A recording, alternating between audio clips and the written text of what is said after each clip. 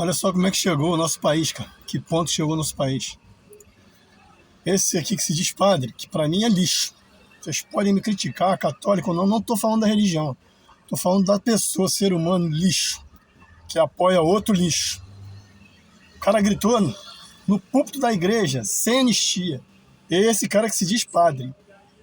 Meu irmão, que prega Jesus Cristo. Que prega Jesus Cristo. O perdão, o amor ao próximo. É isso que Jesus Cristo prega. E essas pessoas que estão presas lá injustamente porque não cometeram crime nenhum, muitos já até morreram, estão sofrendo lá na Papuda por crime nenhum cometido.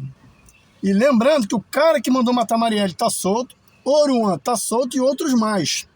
Não tenho nada contra eles. Eu estou falando da justiça, que não vale nada. E esse lixão aqui, ó, vem gritar sem anistia. Se vocês fossem católicos de verdade, vocês não frequentavam...